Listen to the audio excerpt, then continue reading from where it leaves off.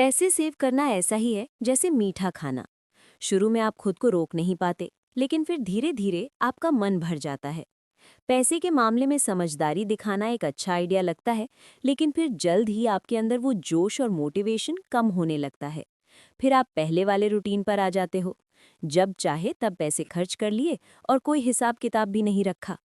इस समरी में आप पढ़ोगे कि अमीर बनने के लिए बजटिंग करना जरूरी नहीं है। इस बुक के ऑथर रमित सेठी का मानना है कि बजटिंग सिर्फ समय की बर्बादी है। लोगों को बजट बनाने की जरूरत नहीं है, बल्कि उन्हें अपने पैसे खर्च करने की आदत पर ध्यान देना चाहिए। इस समरी में आप सीखोगे कि अपने क्रेडिट कार्ड का कैसे बेहतर इस्तेमाल किया जाए, और आप सीखोगे कि पैसे को सोच समझकर खर्च करना किस तरह एक पावरफुल हैबिट बन जाती है।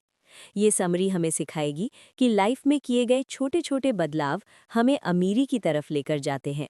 अक्सर लोग क्रेडिट कार्ड के नाम से ही डरते हैं। असल में क्रेडिट कार्ड टर्म अपने आप में ही काफ़ी नेगेटिव साउंड करता है।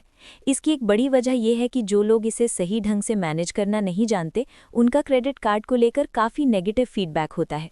क्रेडिट एक ऐसी चीज़ है जो आपको समझनी होगी, और अमीर बनने के लिए आपको इसमें एक्सपर्ट बनना होगा। लोग बड़ी बड़ी शॉपिंग करते वक्त क्रेडिट कार्ड का इस्तेमाल करते हैं, लेकिन जिनका क्रेडिट अच्छा है वो इस शॉपिंग से काफ़ी पैसा बचा सकते हैं। जी हाँ, एक अच्छा क्रेडिट होना आपके पैसे बचा सकता है, लेकिन सबसे पहले ये समझना होगा कि क्रेडिट होता क्या है। क्रेडिट के दो फैक्टर हैं, जो हैं क्रेडिट रिपोर्ट और क्रेडिट स्कोर। आपका क्रेडिट रिपोर्ट आपके अकाउंट और पेमेंट हिस्ट्री के बारे में बेसिक इन्फॉर्मेशन देता है। ये लेंडर्स यानी लोन देने वालों को ये जानने में हेल्प भी करता है कि आप दूसरे लेंडर्स को भी पे कर पा रहे हो या नहीं। साथ ही इसमें आपका पेमेंट बिहेवियर भी शामिल होता है, और ये भी पता चलता है कि कहीं आपकी कोई लेट पेमेंट तो नहीं है। आपका क्रेडिट स्कोर एक नंबर है जो लेंडर्स को बताता है कि आपको क्रेडिट देने में उन्हें रिस्क है या नहीं है, और अगर है तो कितना रिस्क है। आपका क्रेडिट स्कोर नंबर 300 से 850 के बीच कुछ भी हो सकता है। लेंडर इस नंबर और आपके क्रेडिट रिपोर्ट के बेस पर डिसाइड करेगा कि उसे आपको कितना पैसा देना चाहिए। क्रेडिट स्कोर जितना हाई हो उतना बेटर है, इसलिए एक हाई क्रेडिट स्कोर के लिए जितना हो सके अपनी पेमेंट जल्द से जल्द जमा कर दें। अब आप पूछोगे, ये चीज़ें जानना हमारे लिए क्यों ज़रूरी है? वो इसलिए क्योंकि अच्छा क्रेडिट आपको इंटरेस्ट चार्ज में हेल्प करता है। गुड क्रेडिट स्कोर आपके ढेर सारे पैसे बचा सकता है। मान लो आप घर खरीदने की सोच रहे हैं, बैंक हाई इंटरेस्ट चार्ज के साथ लोन देता है, लेकिन अगर आपका गुड क्रेडिट स्कोर है तो ये इंटरेस्ट आराम से पे हो सकता है। क्रेडिट कार्ड को लेकर कई तरह के नेगेटिव रिव्यूज सुनने को मिलते हैं, जैसे कि लेट पे करने पर आपको भारी भरकम चार्ज देना पड़ता है। कई बार आपके अकाउंट में ऐसे चार्ज होते हैं जिनके बारे में आपको पता ही नहीं होता। लेकिन ये सब आपके साथ तभी होता है जब आप अपना क्रेडिट कार्ड ठीक से मैनेज नहीं कर पाते। लोग क्रेडिट कार्ड ऐसे यूज़ करते हैं जैसे वो उनके लिए पैसे का एंडलेस सोर्स हो।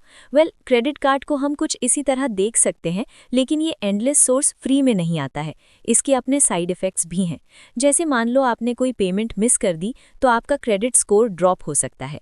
जिस कंपनी से आपने क्रेडिट कार्ड लिया है वो आपका एनुअल परसेंटेज रेट या एपीआर बढ़ा सकती है, और सबसे बड़ी बात तो ये कि आपको लेट फी पे करना पड़ सकता है।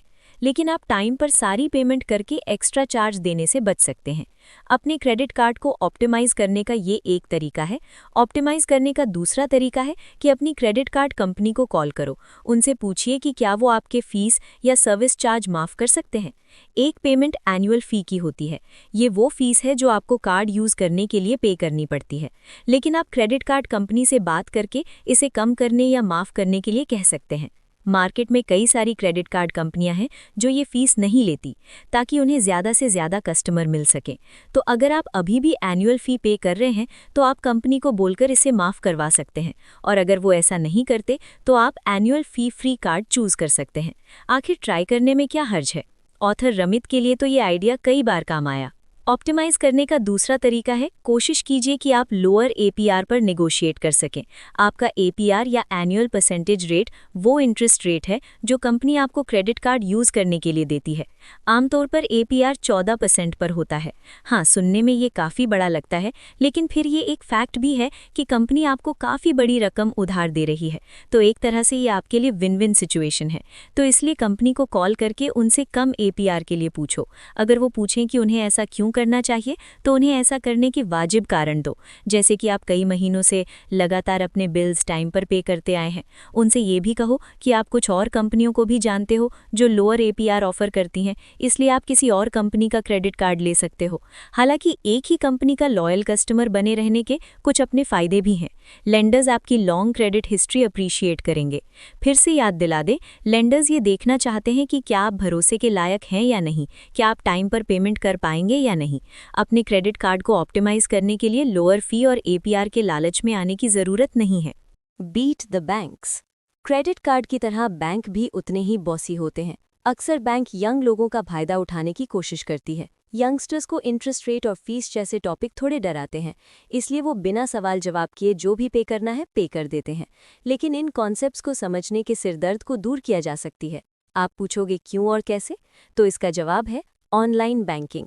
ऑनलाइन बैंकिंग बैंक के लिए एक अच्छा तरीका है कि वो अपने कस्टमर्स का इंटरेस्ट रेट बढ़ा सके। पैसे से जुड़ी हर सर्विस के लिए लोग बार बार बैंक जाना पसंद नहीं करते।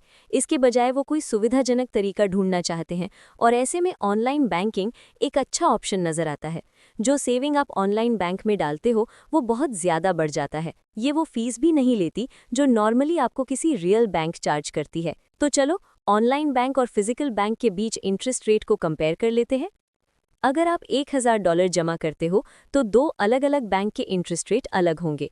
ऑनलाइन बैंक्स अक्सर 3% रेट से स्टार्ट करते हैं। एक साल में आप उस इंटरेस्ट रेट से $30 कमा सकते हो।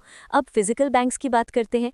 ये बैंक्स आमतौर पर सिर्फ 0.5% इंटरेस्ट रेट देते हैं, यानी कि आपको अपने $1000 पर हर साल $5 मिलेगा।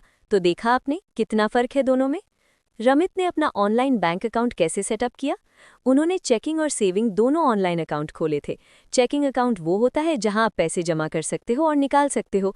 इसके लिए आप डेबिट कार्ड या चेक का यूज़ कर सकते हो। रमित की इनकम इसी चेकिंग अकाउंट में जाती है, फिर वो पैसे अपने बाकी के अकाउंट में ऑनलाइन ट्रांसफ़र कर देते हैं। बैंक हमें इंटरेस्ट रेट भी ऑफर करते हैं जब आप अपने चेकिंग अकाउंट में पैसे जमा करते हो। सेविंग अकाउंट, जैसा कि नाम से ही पता चलता है, वो अकाउंट है जिसमें आप स्पेशल मौकों जैसे हॉलिडे और फेस्टिवल के लिए पैसे सेव करते हो। पहले चेकिंग और सेविंग अकाउंट के बीच सिर्फ इंटरेस्ट का फर्क होता था। पहले सिर्फ सेविंग अकाउंट में इंटरेस्ट रेट होता था, चेकिंग अकाउंट में कुछ भी नहीं। लेकिन जैसा कि हमने बताया है, कई बैंक अब दोनों अकाउंट पर इंटरेस्ट रेट ऑफर करते हैं। तो इन दोनों अकाउंट के बीच वाकई में क्या फ़र्क है? फ़र्क ये है कि आपको अपनी चेकिंग अकाउंट से ही पैसे विड्रॉ करने चाहिए। सेविंग अकाउंट को टच भी मत करो, क्योंकि इसमें आपके पैसे सेव होते हैं। और आपको अपने अकाउंट कैसे सेट करने चाहिए? तो रमित हमें कुछ ऑप्शन देते हैं। पहला वाला सबसे बेसिक ऑप्शन है, अपने लोकल बैंक में चेकिंग अकाउंट के साथ एक सेविंग अकाउंट भी खोल लो। बैंक से फीस के बारे में पूछो। अगर उस बैंक में एनुअल चार्ज वगैरह है तो किसी और बैंक में पता करो जहां ये सब चार्ज ना हो। सेकंड ऑप्शन बेसिक ऑप्शन और स्मॉल ऑप्टिमाइजेशन का कॉम्बिनेशन है। किसी लोकल बैंक में एक नो फी चेकिंग अकाउंट खोल लो, उसके बाद कोई ऑनलाइन बैंक ढूंढो जो सेविंग अकाउंट पर हाई इंटरेस्ट रेट देता हो। इस तरह से आप जब चाहे तब इजीली अपने चेकिंग अकाउंट से पैसा निकाल पाएंगे और आपका पैसा इजीली ग्रो होता रहेगा। कैसे? सिंपल है, इसे अपने सेविंग अकाउंट में डालकर। थर्ड ऑप्शन है एडवांस्ड और फुल ऑप्टिमाइजेशन का कॉम्बिनेशन। इसके लिए अलग अलग बैंक में कई सारे चेकिंग अकाउंट खोल लो। ये इसलिए है ताकि डिसाइड किया जा सके कि कौन सा बैंक बेस्ट इंटरेस्ट और सर्विस प्रोवाइड करता है। रमित ने भी थर्ड ऑप्शन चूज किया था। उनका एक चेकिंग अकाउंट लोकल बैंक में है और दूसरा चेकिंग अकाउंट ऑनलाइन बैंक में। आप सेम यही चीज़ सेविंग अकाउंट के साथ भी कर सकते हैं। ऑप्शन आपको खुद चूज करना होगा जो आप अपनी फाइनेंशियल पोजीशन के हिसाब से डिसाइड कर सकते हो। क्या आप एक बिना झंझट का अकाउंट चाहते हो? फिर आपको फर्स्ट ऑप्शन चूज करना चाहिए। पर रमित कहते हैं कि अपने सामने लिमिटेड ऑप्शन मत रखो, क्यों ना सेकंड या थर्ड ऑप्शन ट्राई किया जाए। ये दोनों ऑप्शन गारंटी के साथ आपके पैसे ग्रो करने में हेल्प करेंगे। कोई भी बैंक चूज करते वक्त 3 चीज़ों का ध्यान रखना होगा: ट्रस्ट, कन्वीनियंस और फीचर्स। ट्रस्ट तब होता है जब बैंक आपसे कोई हिडन यानी छुपे हुए चार्ज या फीस नहीं लेता। बड़े बैंक्स हमेशा अनलिमिटेड कस्टमर्स बनाने पर जोर देते हैं, इसलिए वो चुपके से आपके अकाउंट में से अपनी फीस काट लेते हैं। आप चाहें तो अपने दोस्तों से पता कर सकते हैं कि कौन सा बैंक भरोसे के लायक है। एक और तरीका है कि बैंक की वेबसाइट पर जाकर देखें। अगर वो अपनी फीस को लेकर ट्रांसपेरेंट है तो समझ लो उस पर ट्रस्ट किया जा सकता है। कन्वीनियंस यानी इजी एक्सेस। आपके लिए पैसा मैनेज करना इजी होना चाहिए और बैंक को भी बढ़िया कस्टमर सर्विस प्रोवाइड कराने पर फोकस करना चाहिए। अगर आपको कोई प्रॉब्लम है तो उन्हें तुरंत आपकी मदद करनी चाहिए। फीचर्स को हम वैल्यू एडेड सर्विसेज के तौर पर देख सकते हैं, जैसे कि मान लो bank high interest rate offer करता है और साथ ही पैसे को ट्रांसफर करने की सुविधा 3 में देता है। Conscious spending. जब आप सोच समझकर खर्च करते हो तो इसका मतलब आप अपने पैसे की वर्थ समझते हो। कितनी बार आपके साथ ऐसा हुआ कि ज्यादा खर्च करने के चक्कर में आपका बजट गड़बड़ा गया? रमित भी कई बार ऐसी सिचुएशन से गुजर चुके हैं। अपनी हर खरीदारी का ट्रैक रिकॉर्ड रखना कोई सोल्यूशन नहीं है, बल्कि असल में ये तरीका जरा भी इफेक्टिव नहीं है। बात बजट की करें तो बजटिंग सिर्फ थ्योरी में अच्छी लगती है। प्रैक्टिकली अगर देखा जाए तो कोई भी एक एक पैसे के खर्चे का हिसाब नहीं रख सकता, क्योंकि ये बोरिंग भी है और थकाने वाला काम भी। लेकिन रमित के पास इसका एक सोल्यूशन है। आप एक कॉन्शियस स्पेंडिंग प्लान क्रिएट कर सकते हो। ये प्लान एक तरीका है जिससे आप हर महीने पैसे खर्च भी कर पाओगे और इन्वेस्ट भी, और आपकी सेविंग भी होती रहेगी। आपकी लाइफ से अब वो टाइम जाने वाला है जब आप सोच सोच कर परेशान होते थे कि आखिर आपका पैसा गया तो गया कहाँ। कॉन्शियस स्पेंडिंग प्लान थ्रिफ्ट यानी कंजूस बनने पर फोकस करता है। आप शायद इस वर्ड को सुनकर नाक भौं से कोड़ लें। तो क्या आपको सस्ते में काम चलाना पड़ेगा? जी नहीं। थ्रिफ्ट यानी कंजूस होने और चीप होने में ज़मीन आसमान का फर्क है। थ्रिफ्ट होने का मतलब है सिर्फ उन्हीं चीज़ों पर खर्च करना जो आपको चाहिए। थ्रिफ्ट होने का मतलब ये नहीं है कि आप अपने खर्चों में कटौती कर लें, बल्कि ये हमें डिसाइड करने में हेल्प करता है कि हम उन्हीं चीज़ों पर खर्च करें जो हमारे लिए वाकई में इम्पॉर्टेंट है। लोग अक्सर थ्रिफ्टिंग को मुश्किल इसलिए समझते हैं क्योंकि वो डिसाइड ही नहीं कर पाते कि उनके लिए क्या इम्पॉर्टेंट है और क्या नहीं। अब जैसे लीज़ा को ही ले लो, वो साल के करीब $5000 तो जूतों पर खर्च करती है। यानी अगर मान के चलें कि एक जोड़ी जूते की कॉस्ट $300 है तो उसके पास 15 जोड़ी जूते हैं। आप शायद सोच रहे होंगे ये तो कोई कंजूसी नहीं है, लेकिन हम कहते हैं बिल्कुल है। लीज़ा को अच्छी खासी सैलरी मिलती है। वो अपनी एक रूममेट के साथ एक छोटा सा फ्लैट शेयर करती है। उसके पास कोई होम में इस्तेमाल होने वाली मशीन या गैजेट भी नहीं है, और सबसे बड़ी बात तो ये है कि लीज़ा ने कई इन्वेस्टमेंट कर रखी हैं। हर महीने की शुरुआत में वो कुछ पैसे अलग से अपनी सेविंग और इन्वेस्टमेंट के लिए रख देती है। पर लीज़ा को जूतों का बड़ा शौक है। ये उसके लिए इम्पॉर्टेंट शॉपिंग है। यही वजह है कि वो उसका खर्चा सिर्फ जूतों पर होता है, इसलिए वो बाकी चीज़ों पर कॉम्प्रोमाइज़ करती है ताकि वो मनपसंद जूते ले सके। कॉन्शियस स्पेंडिंग प्लान के 4 फैक्टर होते हैं: फिक्स्ड कॉस्ट, इन्वेस्टमेंट, सेविंग्स और guilt free spending money. Monthly fixed cost, ये वो चीज़ें हैं जिनके लिए आपको पे करना पड़ता है, जैसे एग्जाम्पल के लिए रेंट, रोज़मर्रा की ज़रूरत का सामान और स्टूडेंट लोन। आपको अपनी इनकम से 50-60% इस फैक्टर में देना होगा। लेकिन आप ये फिगर आउट कैसे करेंगे? सबसे पहले तो अपने फिक्स्ड कॉस्ट की लिस्ट बना लो। ये उनमें से कुछ भी हो सकते हैं जो हमने ऊपर बताए हैं। आप पब्लिक ट्रांसपोर्ट, ग्रोसरी और कपड़े वगैरह ऐड कर सकते हो। अगर आप नहीं जानते कि किस चीज़ पर आप कितना खर्च करते हैं तो थोड़ा पता लगाइए। पिछले 3 महीने के अपने क्रेडिट कार्ड या शॉपिंग रिसीट पर एक नज़र डालिए, फिर सबको ऐड करके लिखिए। एक बार आपने ये कर लिया तो उसमें 15% just in case category add कर दो। इनमें आपके हर महीने के खर्चे शामिल नहीं हैं, बल्कि वो खर्चे हैं जो अचानक से कभी कभार हमें करने पड़ते हैं, जैसे कि कार की रिपेयरिंग करवाना या फिर किसी खास मौके के लिए कपड़े खरीदना या ड्राई क्लीनिंग। रमित ऐसे अनएक्सपेक्टेड खर्चों के लिए हर महीने $150 अलग से रख लेते थे। लॉन्ग टर्म इन्वेस्टमेंट, इस फैक्टर के लिए आप अपने 401k या इंडिविजुअल रिटायरमेंट अकाउंट के लिए अलग से पैसे रखते हैं। ये वो अकाउंट है जो आपका रिटायरमेंट या पेंशन फंड होल्ड करते हैं। जो अमाउंट आप इसमें डालेंगे आपकी सैलरी का 10% होना चाहिए। क्या आप अपनी सैलरी के 10% हिस्से को लेकर श्योर नहीं हैं कि उसका क्या करना चाहिए? तो हम बताते हैं। ऑनलाइन आपको कई सारे इन्वेस्टमेंट कैलकुलेटर मिल जाएंगे जिनसे आप पता लगा सकते हैं कि आपके पेंशन फंड में कंट्रीब्यूशन के हिसाब से आपको कितना रिटर्न मिलेगा। इससे आपको डिसाइड करने में हेल्प मिलेगी। सेविंग गोल्स, ये फैक्टर किसी भी टाइप का गोल हो सकता है, चाहे उसे अचीव करने में कितना ही टाइम लगे।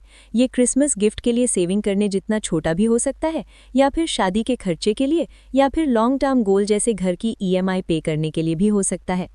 यहाँ सीक्रेट बस एक ही है कि जितना जल्दी हो सके सेविंग स्टार्ट कर दो। आप सेविंग जितने लंबे समय के लिए करेंगे उतना ही कम अमाउंट आपको हर महीने बचाना होगा। सुनने में एकदम सिंपल लगता है ना, लेकिन लोग शायद ही कभी इस एडवाइस को फॉलो करते हो। इसीलिए इसे और रियलिस्टिक बनाने के लिए इसमें नंबर ऐड कर दो। अब जैसे कि आप 20s में शादी कर लेना चाहते हो और आपने एक रफ एस्टिमेट तो बना ही लिया होगा कि शादी में कितना खर्च आएगा, तो आपको 20 साल के होते होते सेविंग स्टार्ट कर देनी चाहिए। आप अगर महीने का $333 भी बचाते हो तो आगे चलकर आपको हर महीने पैसे सेव करने में उतनी मुश्किल नहीं होगी, बजाय इसके कि जब आप 26 में सेविंग स्टार्ट करते हो। सेविंग गोल्स के लिए अपनी इनकम का 5 to 10% अलग से रख दो। Guilt free spending money. अपनी मनपसंद चीजें खरीदने पर आपको गिल्ट नहीं होना चाहिए, इसलिए रमित आपको अपने बजट में गिल्ट फ्री स्पेंडिंग शामिल करने के लिए एनकरेज करते हैं। लेकिन सवाल ये है कि इस फैक्टर को कैलकुलेट कैसे करेंगे। इसे समझने के लिए हम ब्रायन का एग्जाम्पल लेंगे। टैक्स वगैरह कटने के बाद ब्रायन की एनुअल इनकम है $48,000, यानी महीने के $4,000। उसने अपनी इनकम को सही तरीके से डिवाइड करने के लिए कॉन्शियस स्पेंडिंग प्लान का यूज़ किया। मंथली फिक्स्ड कॉस्ट पर ब्रायन अपनी सैलरी का 60% एलोकेट करता है और ये अमाउंट पर मंथ $2,400 होता है। लॉन्ग टर्म इन्वेस्टमेंट के लिए वो 10% यानी पर मंथ $400 सेव करता है। इस सब के बाद फाइनली अपनी गिल्ट फ्री स्पेंडिंग के लिए ब्रायन अपनी इनकम का 20% यूज़ करता है, यानी उसके पास पर मंथ करीब $800 बचते हैं, जिसे वो अपनी मर्जी से खर्च कर सकता है। लेकिन प्रॉब्लम ये है कि ब्रायन को हर महीने $800 गिल्ट फ्री शॉपिंग के लिए काफ़ी नहीं लगते। तो आप उसे क्या एडवाइस देना चाहोगे? अब अगर हम ब्रायन को इन्वेस्टमेंट और सेविंग का पैसा कम करने को बोलें तो ये एक बुरी एडवाइस होगी। हाँ, बेशक ये एक अच्छा सोल्यूशन हो सकता है, पर ब्रायन को बाद में पछताना पड़ेगा। हम यहाँ ब्रायन को अच्छी एडवाइस ये दे सकते हैं कि उसे अपना मंथली फिक्स्ड कॉस्ट और guilt free spending money optimise करने होंगे। ब्रायन के पास क्रेडिट कार्ड है, तो काफ़ी टाइम से वो अपने बिल्स टाइम पर पे करता आया है, तो उसके पास ये अच्छा रीज़न है कि वो अपनी क्रेडिट कार्ड कंपनी से अपना APR कम करने को बोल सकता है। नेक्स्ट, ब्रायन को अपने सब्सक्रिप्शन भी चेक करने चाहिए। उसे रियलाइज़ हुआ कि उसने नेटफ्लिक्स अकाउंट का सब्सक्रिप्शन लिया है और स्टार वॉर्स वेबसाइट की भी मेंबरशिप ली है। वो महीने में सिर्फ 2 या 3 बार ही नेटफ्लिक्स देखता है। स्टार वॉर्स वेबसाइट के लिए भी उसने सिर्फ 2 बार वेबसाइट विजिट की। इसलिए ब्रायन को चाहिए कि वो इन दोनों की मेंबरशिप कैंसिल करे, जिससे वो $60 पर मंथ बचा सकता है। फिर ब्रायन ने अपनी रिसीट देखी। उसे समझ नहीं आया कि वो इस महीने बाहर कितना खाना खा चुका है। घर में खाना बनने के बावजूद वो आए दिन फास्ट फूड पर पैसा वेस्ट करता था और वो अक्सर बार वगैरह भी जाता रहता था। ब्रायन ने जब सारी रिसीट्स चेक की तो हैरान रह गया कि उसने टोटल $600 बाहर खाने पीने में उड़ा दिए थे। उसने खुद से वादा किया कि वो अब फास्ट फूड और बार में ज़्यादा खर्च नहीं करेगा। ब्रायन अब जो खर्च करता है सोच समझ कर करता है। इस तरह आने वाले महीनों में उसने करीब $266 बचा लिए थे। ये पैसा उसने अपनी गिल्ट फ्री शॉपिंग में ऐड कर दिया। तो क्यों ना हम भी ब्रायन जैसा बनने की कोशिश करें। उसे फालतू की शॉपिंग करने पर गिल्ट फील होता था और आए दिन बाहर खाना पीना भी उसे एक तरह से फालतू खर्च ही लगता था। इसलिए उसने अपने ये दोनों खर्चे कंट्रोल में किए। उसने उन चीज़ों के लिए पैसा सेव करना शुरू किया जो ज़्यादा मैटर करती थी, जैसे अच्छी किताबें और कपड़े वगैरह। कुछ लोग मनी मैनेजमेंट के एक्सपर्ट माने जाते हैं। ऐसे लोगों को शायद ही कभी फाइनेंशियल मैटर हैंडल करने में परेशानी होती हो। लेकिन क्या करें, हर कोई तो मनी मैटर में एक्सपर्ट नहीं हो सकता। कुछ लोग तो इन मामलों में एकदम अनाड़ी होते हैं। उन्हें पता ही नहीं चलता कि उनका पैसा कहाँ और कब खर्च हो जाता है। इनके लिए फाइनेंशियल मैटर हैंडल करना स्ट्रेसफुल होता है, जिससे इन्हें और फ्रस्ट्रेशन होने लगती है। लेकिन रमित हमें एक ऐसा सिस्टम बता रहे हैं जो उन्होंने डेवलप किया है, जिसके थ्रू फाइनेंशियल मैटर हैंडल करना हमारे लिए बेहद ईजी हो सकता है। क्या आप इस टर्म से वाकिफ़ हैं, doing more before doing less? Ramit का सिस्टम एग्जैक्ट इसी बारे में है। आपको इसे समझने के लिए कुछ घंटे लगेंगे, लेकिन एक ऑटोमेटिक सिस्टम आपके आने वाले महीनों को और भी ईजी बना देगा।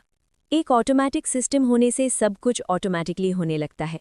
अगर आपने पहले से ही अपना कॉन्शियस स्पेंडिंग प्लान बना रखा है तो आपको बधाई हो, आप आधा ऑटोमेटिक सिस्टम बना चुके हो। अब जैसे मिशेल को ही ले लो, उसी बाकी लोगों की तरह ही मंथली सैलरी मिलती है। जिस कंपनी के लिए वो काम करती है, उस कंपनी की तरफ से ऑटोमेटिकली उसकी सैलरी का 5% कट कर उसके सेविंग अकाउंट यानी 401k में सेव हो जाता है। यानी हम कह सकते हैं कि उसकी कमाई का 5% इन्वेस्टमेंट अकाउंट में जा रहा है। बाकी पैसा उसके चेकिंग अकाउंट में चला जाता है। कुछ महीने पहले ही मिशेल ने अपना ऑनलाइन बैंक सेटिंग अरेंज किया था और अब उसकी सारी पेमेंट ऑटोमेटिक हो गई थी। उसके अकाउंट में से ऑटोमेटिकली 5% सैलरी उसके रिटायरमेंट अकाउंट में चली जाती है। ये 5% आगे चलकर 2 पार्ट में डिवाइड होते हैं। 1% उसकी शादी के खर्चे के लिए और 4% घर के डाउन पेमेंट के लिए। मिशेल अपने बिल्स और सब्सक्रिप्शन पे करने के लिए क्रेडिट कार्ड का ऑटोमेटिक पेमेंट यूज़ करती है, जिसमें उसके इलेक्ट्रिसिटी बिल, नेटफ्लिक्स वगैरह शामिल है। कोई भी पेमेंट करने के फौरन बाद उसे क्रेडिट कार्ड स्टेटमेंट भी मिल जाता है, जिससे मिशेल को अपने खर्चों का हिसाब किताब रखने में आसानी होती है। इसका एक फ़ायदा ये भी है कि उसे पता चल जाता है कि कहीं वो अपने फिक्स्ड कॉस्ट में से ज़्यादा खर्च तो नहीं कर रही। वैसे ज़्यादातर मिशेल अपने खर्चे कंट्रोल में रखती है, वो इसलिए क्योंकि उसे अब अपने कॉन्शियस स्पेंडिंग प्लान की आदत पड़ चुकी है। बिल्स और रिटायरमेंट अकाउंट में जमा करने के बाद जो बचता है वो मिशेल अपने बाकी खर्चों के लिए यूज़ करती है। उसे बाहर खाने और कपड़े खरीदने का शौक है तो वो अपने शौक भी पूरे कर लेती है, लेकिन वो जितना हो सके उतना लिमिट से चलती है। ज़रूरी चीज़ों के अलावा फालतू कुछ नहीं लेती, जैसे महंगे जूते वगैरह, और जहाँ पैदल जा सकती है वहाँ वो कैब के पैसे बचाती है। ऑटोमेटिक मनी फ्लो के लिए अपने सारे अकाउंट को साथ में लिंक कर दो। हर चेकिंग के लिए एक चार्ट बनाओ, सेविंग, क्रेडिट कार्ड और इन्वेस्टमेंट जो भी आपके पास है। इससे आपको हर सिंगल परचेज का हिसाब रखने में आसानी होगी। अपने चेकिंग अकाउंट को अपने क्रेडिट कार्ड अकाउंट से लिंक कर दो। ऑटोमेटिक ट्रांसफ़र सेट कर दो ताकि जब आपको ज़रूरत पड़े आप अपने बिल्स पे कर सकें। साथ ही अपने चेकिंग अकाउंट को भी सेविंग अकाउंट से लिंक कर दो। जाहिर है आपकी सैलरी का 5% वहीं सेव होगा जिसके लिए आप सेव करना चाहते हो।